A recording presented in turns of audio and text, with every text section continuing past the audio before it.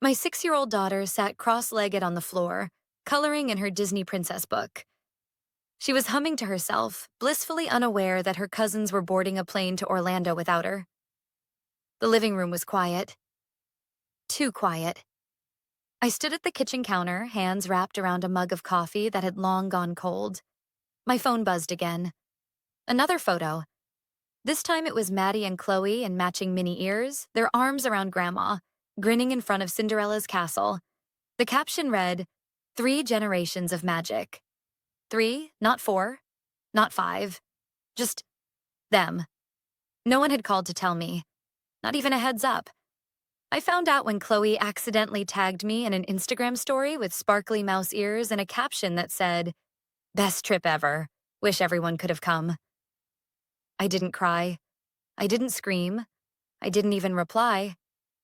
I just stared at the screen until it blurred and my coffee turned cold in my hands. Then my daughter looked up from the floor with her big, curious eyes and asked, "Mommy, do you think I'll ever meet Elsa for real?" I swallowed hard. "Maybe, baby. Maybe someday." She smiled like that was enough, but it shouldn't have been. When I was growing up, my mom, Elaine, was the glue of our extended family. She organized birthdays, summer road trips, even themed family reunions where everyone wore matching shirts with awkward clip art on them. She used to say things like, "Family is everything," and "There's nothing I wouldn't do for my grandkids." But somewhere along the line, everything started to mean everyone but my daughter. My daughter's name is Lily. She's my only child. Sweet, smart, a little shy. She says, "Thank you," even when you hand her something as small as a sticker. And for some reason, my mother decided she didn't count as a real grandkid. I used to excuse it. She probably forgot to add her to the Christmas pajama list. She didn't mean to only post pictures of the other cousins. She probably just forgot. But how do you forget a 6-year-old who calls you grandma and draws you hearts in crayon? When Lily was born, I wasn't married. I was 23, still in college, still figuring things out. My mom was disappointed, a word she used like a knife wrapped in linen. She held Lily once in the hospital. Once. Then handed her back like she was doing me a favor. "It's not her fault," she said, "but I didn't raise you to end up like this." That was 6 years ago. Since then, she's been at every birthday party for my brother's twins. She's taken Chloe on girls' spa weekends. She bought Maddie a pony, a real one, for Christmas. And for Lily? Last year, she gave her a puzzle missing 3 pieces. Said it must have come that way. The Disney trip wasn't the betrayal. It was just the final stamp. I wasn't angry that Lily wasn't invited. I was angry that she was deliberately left out, again, and that no one thought we'd notice or care. But Lily noticed. She noticed the new frozen suitcase Grandma gave Maddie. She noticed the group video call that mysteriously lost connection before she could say hi. And she noticed when my mother finally texted back and said, "It was just too expensive to bring everyone. Hope you understand." I didn't reply. I just sipped my coffee. But Lily did something else. She walked to the kitchen drawer, pulled out the envelope Travis, my fiancé, had helped her decorate months ago and said, "Mommy said you say that. Here's your surprise." I blinked. She held it in her tiny hands like it was something sacred. The envelope was white, with crooked glitter letters that read, "For Grandma." I had almost forgotten it existed.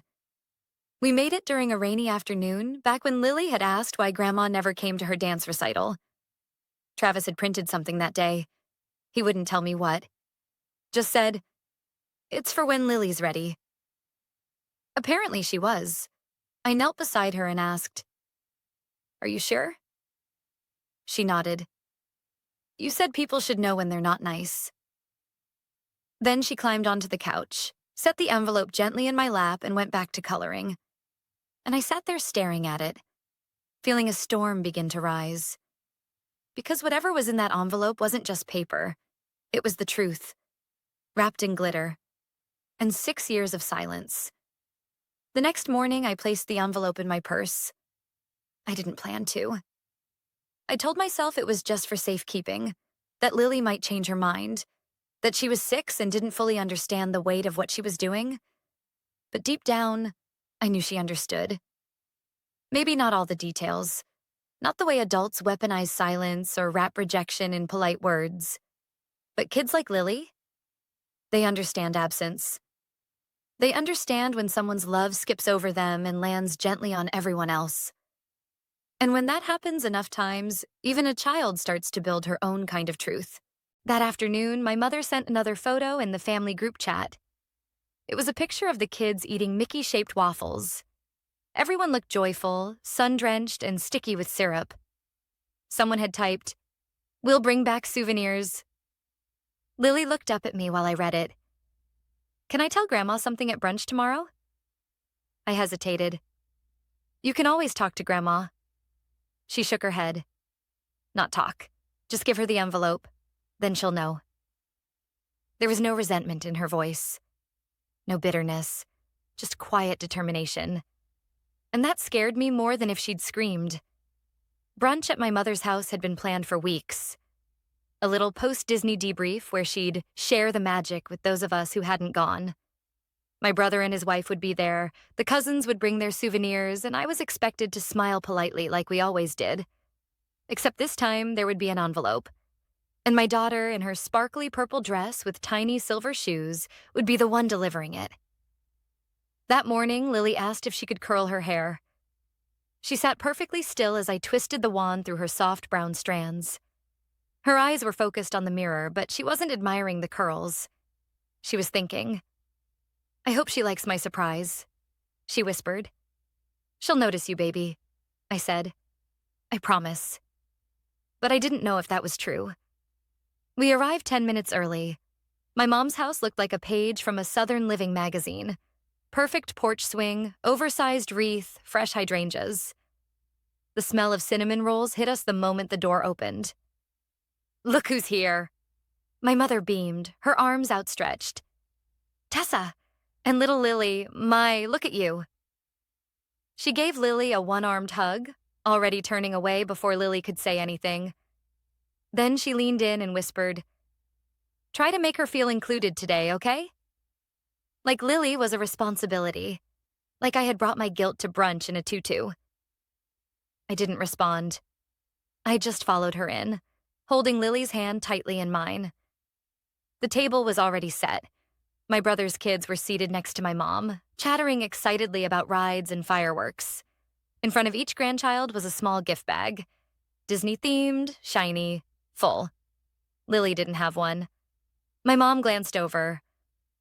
"Oh, sorry, sweetie. I didn't know you were coming today." "I've never missed brunch," I said, trying to keep my voice level. "Well," she smiled, too wide. "We'll find her something later. Maybe a cookie?" Lily didn't say a word. She just sat quietly, legs swinging under the chair, her envelope pressed between her palms. No one else seemed to notice. But I did. I noticed the way she stopped making eye contact. I noticed the way she folded her napkin 3 times before placing it gently on her lap. I noticed the way she stared at the other kids' goodie bags without blinking. That's when I leaned in close and asked, "Do you want to give it to her now?" She looked up at me, small but steady. Yes. It happened after the dishes were cleared and the mimosas were poured. Lily stood up slowly, walked around the table, and stopped right in front of my mother. "Grandma," she said softly. My mother looked at her, still smiling but distracted. "Yes, sweetheart?" Lily held out the envelope. "You forgot me again. Mommy said sometimes people don't remember unless they see it." She placed the envelope gently in my mother's lap and walked back to her chair without another word. The room fell still. My brother raised an eyebrow. His wife looked confused. "What is it?" my mom asked, laughing awkwardly. No one answered. She peeled open the flap, pulling out the folded paper inside. As she unfolded it, I watched her face shift. Slowly, subtly, but unmistakably. Her fingers trembled just slightly as she read the first line, then the second. Then she looked at me. "What is this?" she asked, her voice tighter now. "Why would you—" But I didn't answer, because it wasn't my voice she needed to hear. It was Lily's. And Lily had already said enough. My mother didn't open the envelope right away. She just stared at it like it was something fragile or dangerous. The kind of thing that, once seen, can't be unseen. Lily sat back down beside me, folding her hands neatly in her lap, not saying a word. Her tiny silver shoes barely touched the floor. Across the table, my brother shifted in his seat. "What's that, Mom?" he asked, casually, trying to cut through the silence. "Some kind of letter," she said slowly, her voice a shade too loud. I didn't move. I didn't breathe. I just watched. My mother looked at me again. Not confused now, but defensive. Like she already knew this wasn't a thank you note. She opened the envelope with careful fingers, unfolded the paper, and began to read. It wasn't a long letter, just 2 paragraphs. But I knew exactly what it said, because I helped Lily write it, months ago. Back when she asked me why Grandma never came to her birthday parties. Back when she waited by the door for a card that never came. Back when she still made excuses for her. Back when I still did too. We wrote the letter together at the kitchen table. I told her she didn't have to give it to anyone, that it was just a way to say what was in her heart. But she'd kept it. She'd kept it for this moment. And now my mother was reading words written in the soft, looping handwriting of a 6-year-old. "Dear Grandma, I don't know why you don't like me, but I wish you did. Mommy says not everyone is kind, but I still love you. It hurts when you take Maddie and Chloe and not me. I see when you give them things and not me. I know when I'm left out. But Mommy says it's not my fault. I wanted you to know, so maybe you remember next time. Love, Lily." My mother's hand shook as she turned the paper over and saw the second sheet. It was a photo, Lily and me at her last dance recital. She was standing center stage in a blue tutu, beaming. I had captured the moment she curtsied. The one Grandma missed because something came up. On the back of the photo, Lily had written in pink marker, "I was here. You just didn't see me." My mother's face went blank. She folded the letter back up too neatly, like if she creased the corners tight enough she could erase what she'd just read. She cleared her throat. "This is dramatic," she said. "She's just a child." "She's a child who notices," I said quietly. "Children don't understand these things." "She does," I said, "because she lives them." The table was silent. Even the kids had stopped fidgeting. Maddie stared at the empty gift bag in front of Lily. My brother's wife looked at her lap. No one jumped in to defend her. Not this time. My mother blinked fast, like something was caught in her eye. Then she laughed. "I don't need to be guilt-tripped in my own home." "No one's guilt-tripping you," I said. "She just wanted you to see. She's 6. She's 6, and she knew enough to bring this." There was a pause. Then Lily, in the calmest, clearest voice I'd ever heard from her, said, "It's okay if you don't want me, Grandma, but I don't want to be invisible anymore." It landed like thunder. My mother's mouth opened, closed. She looked around the table for someone to save her. Some ally, some interruption, something. But no one said anything. Not even my brother. That silence? That was louder than any accusation. Because for the first time, she was forced to see it. All of it. Not the envelope, not the photo, but what she had created. A child who had to learn at 6 years old how to speak her pain in writing. We left early. Lily gathered her things without being asked. She tucked the envelope back into her backpack. Careful, like it was made of glass. No one stopped us at the door. No one tried to smooth it over. There were no hugs, no cheerful, "See you next times." Just the sound of our footsteps on hardwood and the echo of a truth no one could unhear. In the car, Lily was quiet.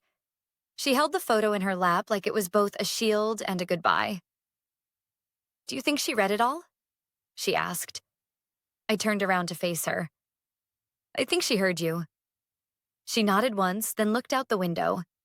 And for the first time, she looked like a child who wasn't carrying a question anymore. That evening, Travis got home just after sunset. I was sitting at the kitchen table with Lily, helping her peel off the stickers she'd accidentally layered too tightly onto her workbook. Her little fingers worked at the edges, concentrating, focused, not on the mess of the day, but on this one small task she could control. He kissed the top of her head. "Hey, sweetheart." She looked up at him. I gave Grandma my surprise. Travis glanced at me. "She did," I said, and she was perfect. He didn't ask what happened next. He didn't have to. He just sat beside her, resting his chin on his hand as she peeled off another sticker. "You were brave," he said quietly. Lily nodded once. Then she stood, grabbed her backpack, and headed to her room. She didn't say much that night. Didn't cry. Didn't ask what would happen next. And somehow, that silence said more than words could. When the house was quiet, I pulled Travis aside and told him everything. How the brunch unfolded, how Lily stood up, how she spoke, and how my mother didn't. "She folded the letter like it was trash," I said, pacing now, my hands curled into fists. Like Lily's pain was an inconvenience. Travis leaned against the counter, arms crossed. "She's never going to change," I said. "She didn't even look sorry." "No," he said. "She didn't." I looked at him. "So what now? Do we wait for her to reach out? Do we act like it didn't happen? Again?" He was quiet for a beat. Then he said, "We don't wait for anyone." The next morning, I woke up to a single unread message on my phone. It was from my mother. "I'm sorry if Lily felt left out. I'll try to be more mindful next time. But I really don't appreciate being ambushed like that. You could have talked to me privately." No mention of the letter. No mention of the photo. No apology to Lily. Just a soft shuffle of blame disguised as diplomacy. I stared at the screen for a long time. Then I placed the phone face down and didn't reply.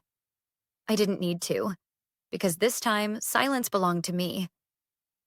In the days that followed, there were no follow-up calls, no awkward check-ins, no, "Maybe we should talk." Just distance. And oddly, it felt like peace. I wasn't navigating group chats where Lily's name was forgotten. I wasn't watching holiday plans be made around her absence. I wasn't editing my tone to avoid being too sensitive. We were just living. One evening, Lily and I made pancakes in the shape of stars. We burned 3 before getting one right. We laughed the kind of laugh that bubbles from your belly. Unforced, pure. After we cleaned up, she asked if we could send the extra ones to our elderly neighbor, Miss Rita, because she always gives me strawberries. She wasn't thinking about the envelope anymore. She wasn't waiting by the door for someone who never showed up. She was just being a kid. And that shift, it was like watching something uncoil from around her spirit. That weekend, we went to the park as a family. Lily brought her scooter, Travis packed snacks, and I left my phone in the car. We laid on the grass, watching clouds drift across the sky, naming them. "That one looks like a castle," Lily said. I pointed. "That one's a pony." "That one looks like a mouse," Travis added. Lily laughed. "A Mickey Mouse?" We all laughed with her. She didn't say it with resentment. She just said it like a child naming shapes in the sky. Like Disney wasn't a wound anymore. Like it was just another place. And that was when I knew we had already found our magic. Later that night, while Lily was asleep, I opened the drawer in my nightstand. Inside was the original copy of the letter. The one we'd written together before Lily copied it in her own hand. I smoothed it out gently, reading the words again. I know when I'm left out. There was a time when I thought protecting Lily meant shielding her from the truth, covering it up with distractions, soft lies, and second chances no one had asked for. But now I knew better. Protecting her meant helping her speak, even if it made people uncomfortable, even if it made me the villain in someone else's story, because my job wasn't to keep the peace. It was to keep her safe. A few days later, Lily came home from school with a paper crown on her head. "We were all princesses today," she said proudly. She didn't need Grandma to tell her she was special. She didn't need matching ears or glitter bags. She had her voice. And she had us. And that, finally, was enough. It had been a week since the brunch. 7 days since Lily placed her envelope on the table like it was a truth wrapped in paper and glitter. 7 days since we walked out of my mother's house and didn't look back. And not a single word since. Not from her, not from my brother, not from anyone in that room. You'd think that silence would hurt, that it would feel like a wound. But it didn't. It felt like a door had finally closed. And this time, we weren't standing on the outside. We were just somewhere else. Somewhere better. It was a quiet Saturday morning. The sky was overcast, the kind of gray that made you want to stay in pajamas and build forts out of sofa cushions. Lily was doing just that, arranging blankets and couch pillows into a crooked castle in the living room. I was folding laundry when I heard the mail slot click. At first, I didn't think anything of it. A few envelopes slid onto the hallway floor. Bills, probably.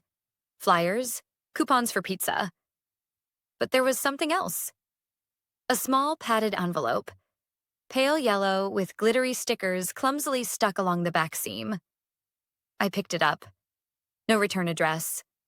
But Lily's name was written on the front in rounded handwriting, the kind that still hesitates over every Y and loops every L. I walked back into the living room and handed it to her. "You got mail, Princess." She looked up from her blanket throne, curious. "For me?" I nodded. She opened it carefully, fingers gentle and deliberate. Inside was a small silver bracelet with a heart charm and a folded note. She read it out loud. "Dear Lily, I'm sorry Grandma was mean. You're my cousin forever. I picked this with my allowance. I hope you like it. Love, Maddie." Lily looked at the bracelet for a long moment, then slipped it onto her wrist. She didn't ask if she could wear it. She just did. Then she looked up at me. "She picked it for me?" I nodded. "All by herself, I think." Lily's eyes softened. "That's nice." That was all she said, but I could see something shift in her expression. A little door cracked open again. Not to the past, but to something new. Something real. That afternoon, I sent Maddie a message. Just a simple one. "Thank you for the bracelet. Lily is wearing it right now. You made her smile today." Maddie responded with a heart emoji and said, "I miss her. Can we play sometime? Without Grandma?" And for the first time in weeks, I felt something like hope. Later that night, I told Travis about the bracelet. He was quiet for a moment, then nodded. "Kids always know who's real." "Do you think Mom put her up to it?" I asked. He shook his head. "Number, that kind of thing doesn't come from guilt. It comes from love." He was right. Maddie had seen it too. Maybe not all of it. Maybe not in the same way, but enough. Enough to recognize hurt. Enough to offer a piece of kindness. And maybe enough to start something different. I don't think my mother will ever admit what she did. Not really. People like her, they don't always say, "I was wrong." They just shift the blame, rewrite the past, pretend it was all misunderstood. But Lily's letter? That can't be undone. And Maddie's bracelet? That was proof. Proof that one brave act, one glittery envelope delivered with quiet grace, had cracked the performance. Just enough for the truth to get in. The next morning, Lily was brushing her teeth when I walked past the bathroom. She caught my reflection in the mirror and grinned. "Mommy? Yeah? I think I want to make a card for Maddie." "That's a great idea. With stickers and glitter." "Of course." She paused, then added, "But no envelope. I want to give it to her myself." I smiled. Because Lily wasn't hiding anymore. She was showing up. Not for Grandma. Not for approval, but for the people who chose her back. We didn't go back to my mother's house. Not for Easter, not for summer BBQs, not for birthdays or let's be civil brunches. There were no explosive fights, no dramatic texts, no storming out. Just silence. A slow withdrawal of something that had already been hollow for years. And for the first time in a long time, that silence didn't feel like punishment. It felt like space. The kind of space where something better could grow. People always talk about cutting off toxic family like it's a single moment. A slammed door, a pointed finger, a final blow. But in real life, it's usually quieter than that. It's a child noticing who didn't show up. It's a gift bag left missing.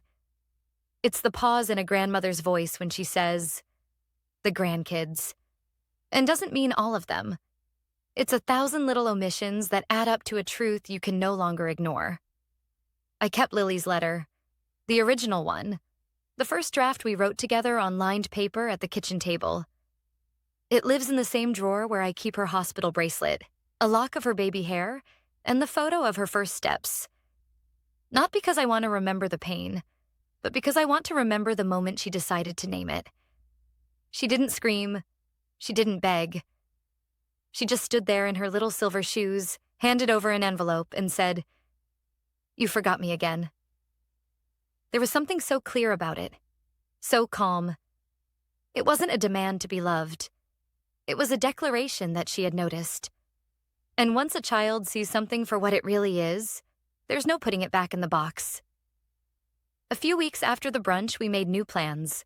We booked a trip, not to Disney, but to a quiet coastal town where the sand was soft and the lines were short, and Lily could eat 3 scoops of ice cream without anyone telling her to be careful with her dress. We didn't post pictures. We didn't tag anyone. We just lived it, fully, together. And on the last night, as the sun dipped below the horizon and the tide rolled in over Lily's tiny sandcastle, she looked up at me and said, "This was the best trip ever. No castles. No princess breakfasts. No big-ticket magic. Just us." Back home, we started making different kinds of memories. Pajamas and pancake Saturdays. Handwritten cards mailed to people who always replied. Movie nights under blanket tents lit by fairy lights. Tiny things. Small joys. But none of it felt small to Lily. Because every moment told her, "You're wanted here." That's the kind of magic we had been missing. And we were making it now. Travis told me one night, as we sat watching Lily read herself to sleep, "I think I spent too long hoping your mom would change." I nodded. Me too. I kept thinking, if we just waited long enough or said the right thing or gave her more chances, she'd see her. She never wanted to. He nodded again, slow, then added, "But Lily did." That hit harder than I expected, because he was right. Lily didn't wait for my mother to choose her. She gave her the opportunity. And when it was rejected, she didn't crumble. She just stood up anyway. Some nights I sit at the edge of Lily's bed after she's fallen asleep and think about all the things I almost said at that brunch. All the ways I wanted to scream, to defend her, to shake someone into understanding. But in the end, the loudest truth didn't come from me. It came from a child's voice. Calm, clear, certain. I don't want to be invisible anymore. And she isn't. Not in this house. Not in this family. Not in this life we're building for her. Family isn't just who's on your Christmas card list or who shares your bloodline. Family is who shows up with their whole heart. Who sees your child and doesn't measure them against anything but love. Who reads a letter in a child's handwriting and doesn't look away. I don't know if my mother ever thinks about that brunch. I don't know if she opens the drawer and finds the letter. I don't know if she'll ever understand what she lost. But I do. She lost the chance to love the best part of me. She lost the kind of magic you don't get back once it walks out your door holding the hand of the woman who finally stopped apologizing for asking to be seen. And Lily? She didn't lose anything. She found something. Her voice. Her peace and a bracelet that says, "You're my cousin forever."